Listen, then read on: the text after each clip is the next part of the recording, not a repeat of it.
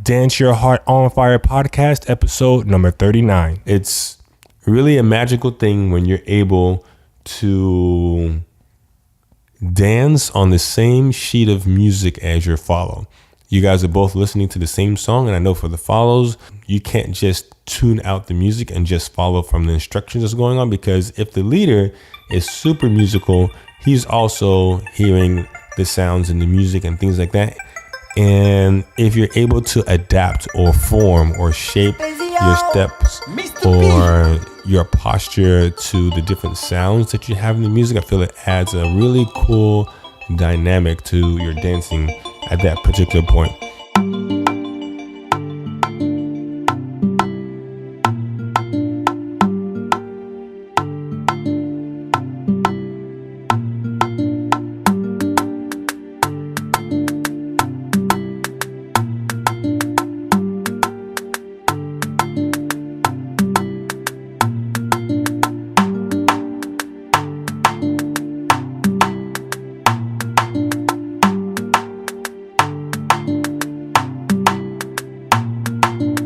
Welcome to the Dance Your Heart on Fire podcast, the podcast dedicated to inspiring dancers worldwide whose hearts have been touched by music and dance. The universal language of dance and music is spoken by many of us throughout the world. We want to motivate the dancer in you by sharing stories, insights, and ideas to enhance your journey. Join us now with your host, Charles Ogar. Hello, everyone. This is Charles with the Dance Your Heart on Fire podcast, coming at you with another episode this week. Thanks so much for being here. We appreciate you coming to the show each and every week. And if this is your first time coming out to the show, welcome. As you heard in the intro, we are dedicated to motivating and inspiring you to start dancing, keep dancing, and inspire others to dance. And today's topic is one that I really love. It's one that I usually talk about a lot in the workshops that I get to travel out to and teach and kind of share something more on the intangible side of Kizomba when we're talking about connection. And you hear it a lot. You hear connection, you have to connect with your partner. Kizomba is all about the connection. And to me, when I hear the word connection, it's just a very lengthy subject. It's deep. It's not something that's like a light switch that you just kind of turn off or turn on. It's like, oh, I forgot to turn on my connection switch. Let me turn that on and everything is better. It really does take a lot of self-awareness and being able to connect with other people. And so throughout my workshops, I kind of talked about these 3 points of connection called the Connection Trifecta, which is what you saw in the title of the podcast. And the Connection Trifecta is basically what consists of connecting with yourself, connecting with your partner, and connecting with the music. And when all of these 3 areas of connection are achieved, you get connection heaven. And I feel like this is really the part that makes Kizomba so addicting. When you are able to achieve those connection areas across all 3 points, the connection with the self, the connection with your partner, and the connection with the music, you definitely reach Kizomba heaven. And I think that's the part that really is super addicting and gets you wanting more and more and more. With me, with my journey with Kizomba firsthand, like it's just been a endless journey of self-awareness mixed with entrepreneurship and emotional growth, personal growth, just on so many levels. And that's why I love it so much. It's really shown me so much about myself and how to connect with other people. So in this podcast, I'm going to be walking you guys through each of these aspects of the connection points and give you some personal insights and some tips on how to connect and some insights on each one of these. Yeah. As you guys heard in another podcast, the how to increase your self-awareness in dance, and I'll link that podcast to the show notes so you guys can check that out. But self-awareness is super important. And this is not just in Kizomba, but in life in general, self-awareness is super important. Knowing what inspires you, what discourages you, what energizes you, what motivates you, what are your goals in life, where do you want to be. It's all kind of knowing about you, your strengths, your weaknesses, everything, how you like to be loved, your love languages. I've done a podcast on that. I'll include that in the show notes as well. And it's really, I feel Kizomba kind of comes down from like this kind of, even before you connect with somebody else, you have to be able to connect with yourself.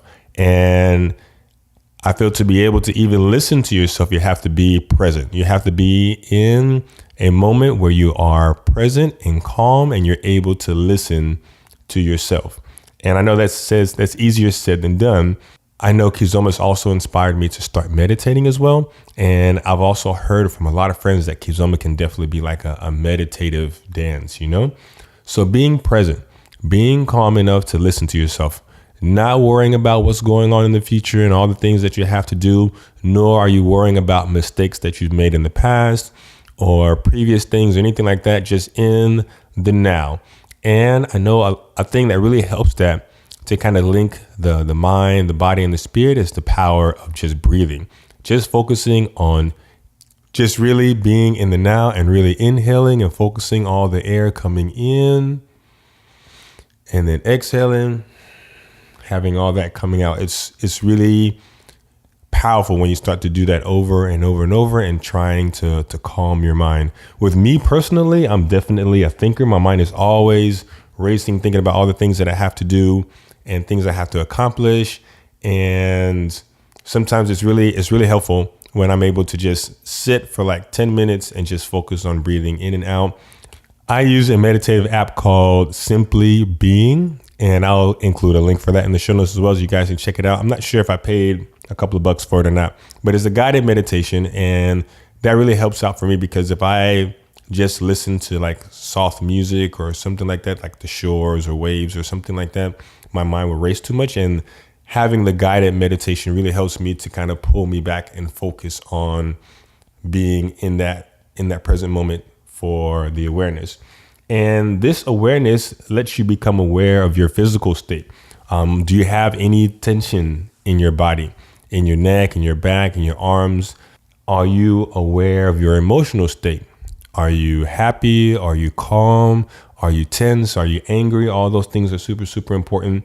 And once we kind of have that on a mental / spiritual state, I feel that can bring over it to like being aware of our bodies. And that is becoming aware of our axis, becoming aware of your balance. Where is it that you're standing on your foot? Are you more on your toes, more on the heels, the way you shift your weight? And once you kind of master this kind of thing before you even start dancing Kizomba, you can definitely then be open to connect with somebody. And I recently had this post in Kids Connection, and the question that I asked is, or I guess the thought that I brought up was, instead of leaders and followers, wouldn't it be cool to be called connectors and listeners? Because the more that I talk to most of my friends about their favorite dances, the two words that you kind of hear come up with the most is because they felt super, super connected and they felt that they were listened to. And this is for a leader and a follower. It's a beautiful thing if you can get the leader to feel like the follower is listening to him. And it's a beautiful thing if the follower can feel like the leader is listening to him or her, depending on, I'm not going to get into gender roles. There's a podcast on that coming up, by the way. But being listened to, it's like having a conversation, Being open to connect will open us up to the second point of the connection trifecta here, which is connecting with your partner. And me personally, as I've grown more emotionally mature over the years, being able to empathize with somebody, like put yourself in their shoes, seems to be a skill that's getting better and better over time that wasn't really as sharp or in tune or aware of in the past for me personally. Like I said before, being open and willing to listen. I know all of us want to be heard and be understood. And I even remember reading this book in the 7 Habits of Highly Effective People. It says, seek first to understand before you are understood. That's one of those tips. And I think this ties in really well here of being open and willing to listen. Being in the present moment to avoid any anticipation.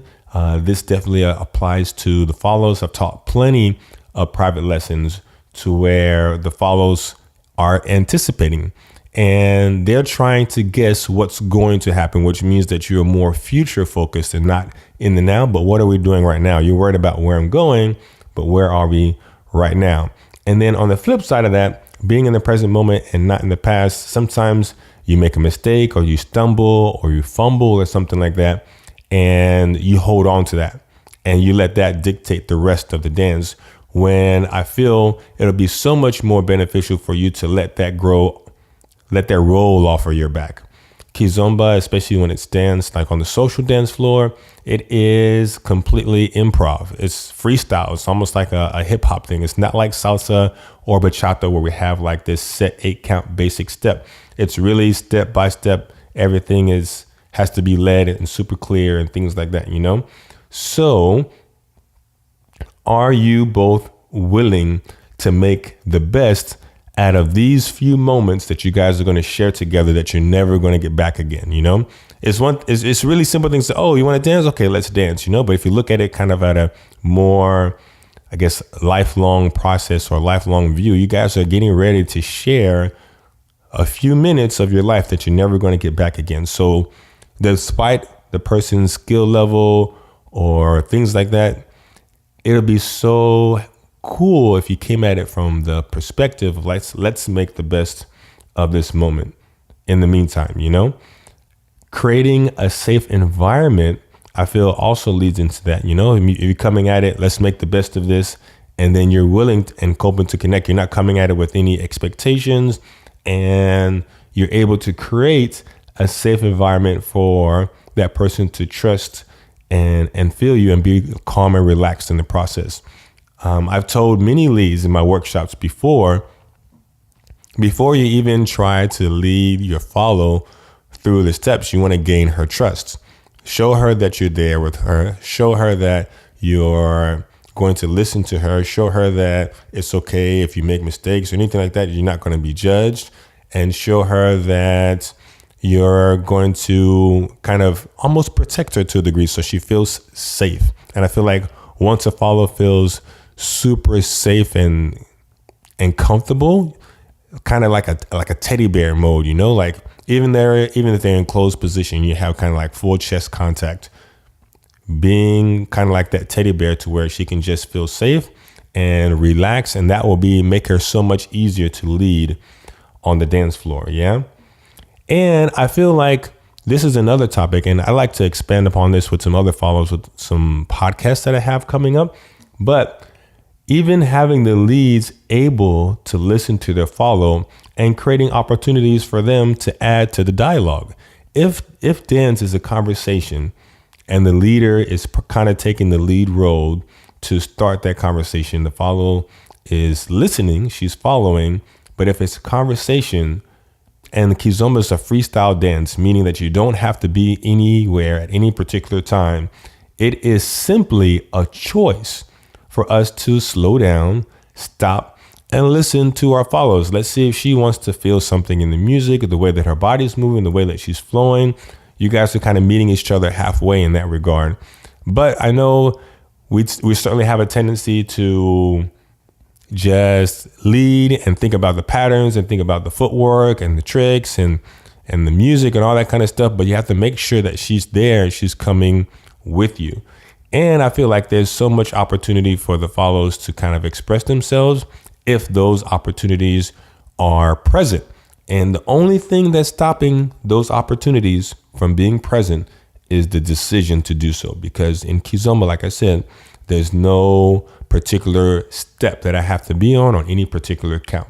So that would be one of my kind of a more, I guess, intermediate advanced challenge for the leads who do have a couple of years under their belt dancing Kizomba. Try to listen to your follow more and give her an opportunity to express herself. And I've talked about this with other friends who said they don't. Some of them really appreciate the opportunity to express themselves. And I know some other follows just want to follow. They don't want to have to think about anything. So it's interesting to see what the perspective is. But like I said, if you're connecting to your partner, you want to connect to your partner and see what she's comfortable with and what she wants to take away from the dance at that particular point.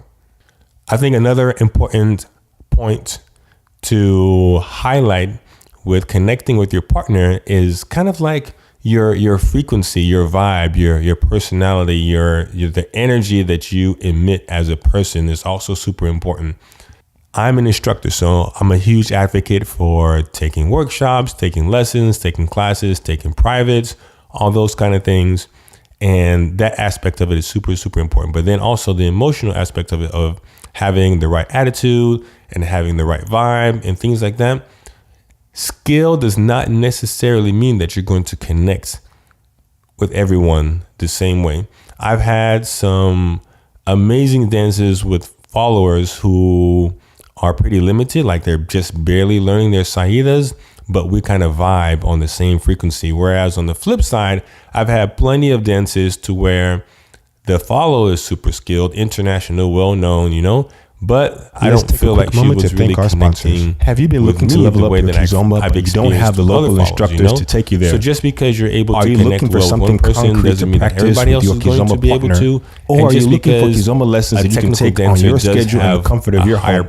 If you answered yes to any of these questions, look no further. LearnToKids.com is what you need. Progressive, step-by-step lessons that you can take at your pace in the comfort of your home or anywhere with a solid internet connection on your PC, Mac, or any smartphone. Being able to New videos are added every month. You can try this awesome resource out 30 days free at LearnToKids.com/podcast. After the 30 days free, it's only a low $15 per month. But again, the special offer for the Dance Your Heart on Fire listeners, 30 days free at LearnToKids.com/podcast. You won't find this offer anywhere else. LearnToKids.com/podcast. And now back to our show.